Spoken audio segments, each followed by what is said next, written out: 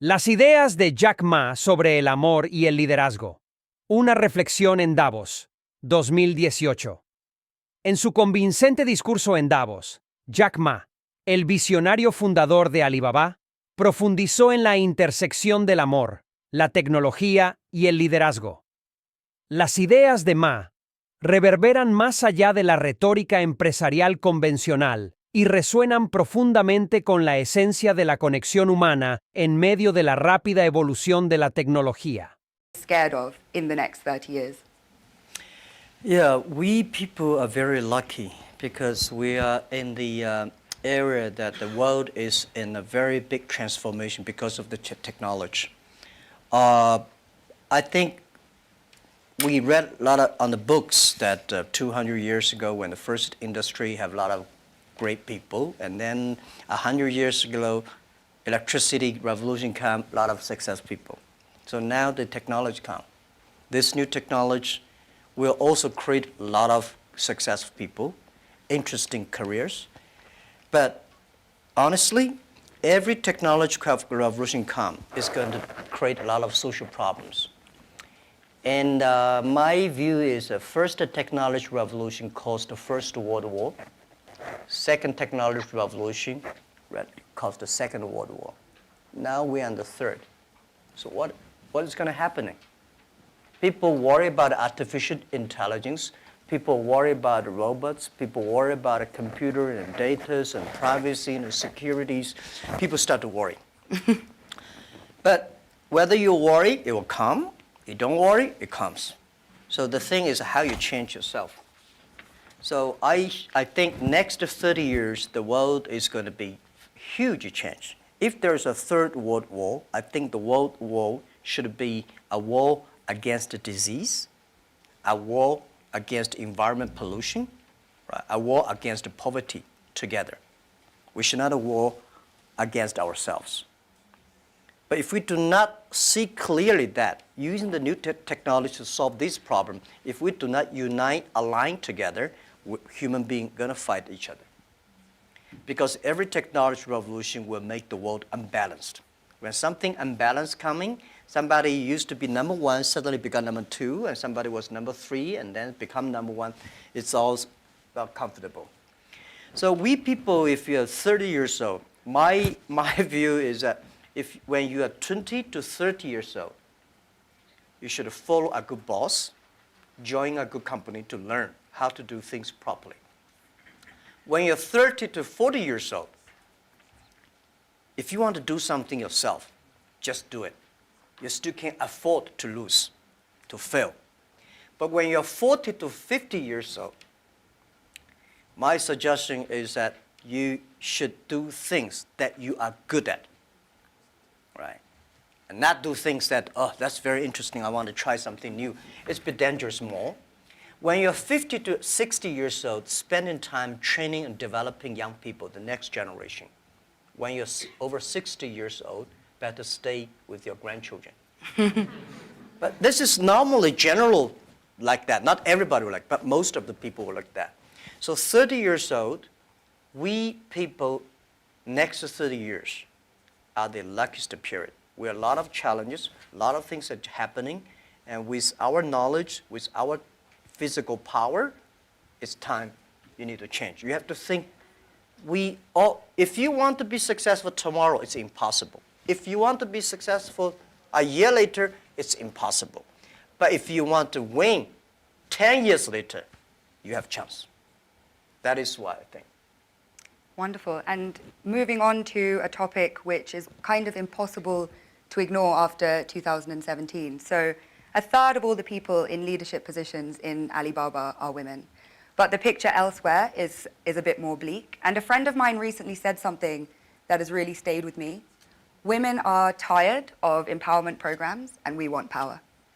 In 2016, venture capitalists invested $58.2 billion in male-founded companies, while women received just $1.46 billion. And as 2017 showed, it was a year of sexual harassment scandals, the gender pay gap still exists, and unfortunately, the list does go on. So how do you think we can move beyond tokenistic gestures towards genuine gender equality? Yeah, that is very interesting. A few years, like 4 years ago, there is a journalist came to our company, and when he leaves, he asked me a question: why there are so many women in your company? And I never realized we have so many women in our company. I said, anything wrong? Today, we have a 49%, close 49% of the employees of our company are women. That's a lot for a high-tech company. It's not on purpose we hire women. We think they are great in helping us to grow. Alibaba is an e-commerce company. E-commerce is a service industry. To serve people better, you should have a service heart. We find that women doing much better jobs than men.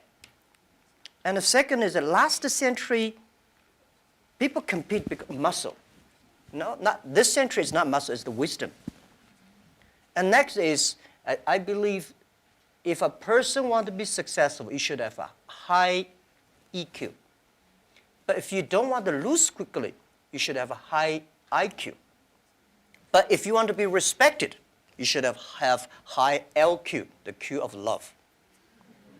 So those three Qs put together, a lot of men, they have a high IQ but low EQ, and a very tiny LQ.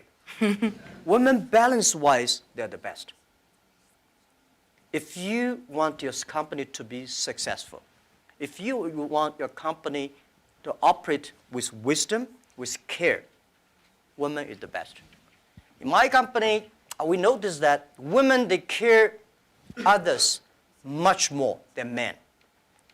Even on our site, today on shopping site, e-commerce, we find that women buy a lot of things.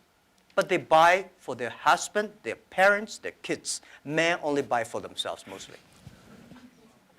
Because you care, that makes you the difference. So we have a 49% of the colleagues in the company are women, and close 37% of the senior management are women. We never feel anything wrong, and women, they sacrifice more. When they love it, they believe it, they continue to do it. So I think one of the secret sauce for Alibaba to be successful was successful in the past 18 years because we have so many women colleagues. And the other thing is that we feel so proud. And most of the time you see I go out, I never realize that when we count always 50% of women with my delegation, my team. Because we never think they're women. We think they're great colleagues. So if you try to say, now we got too many men, so we have to put some women inside, that's a disaster for both sides. So what would your advice be to companies that operate a little bit more on that quota-based system but seem to be not making progress or not having such kind of representation? When you have a quota-based, you must have a lot of women. You will never reach that. I think if a company full of men, trust me, this company cannot be sustainable, cannot keep on growing. Because just like a steel, if you don't put water inside, this steel is too tough. It's easy to break. So when you have a woman and man in the same company, when something happens, the women are for example, one of the value for our company is that the number one value is customer number one, employee number two, shareholder number three. This is everywhere I go. Wall Street did not like my point, but this is what I said. If you like us, invest in us. If you don't like us, please sell our stocks. Don't buy us. We believe customer number one, employee number two, shareholder number three. But when we start to compete, men suddenly get very angry, and they start. And women always come and say, no competition. Let's think about customer number one. Most of the women, they believe in the first day dream or first day love. Most of the men, easy to forget. I'm sorry, it's not I say bad about men. This is statistic. This is statistic. This is why our company works the balance. And it's naturally happening. It's not like so a lot of people have a tendency, man is better in doing things. But we think that even if men is better, we still have to hire the women inside. And then the women have enough women will hire people more. So this is how we did it. So I don't know how many high-tech companies in the world like us, 49% colleagues are women. We feel proud for that. As you should be, and I think it's a very strong message to send out to, like I say, other companies that have a range of reasons for why that's not the case. Because clearly, you've been able to build the most successful one with that being so.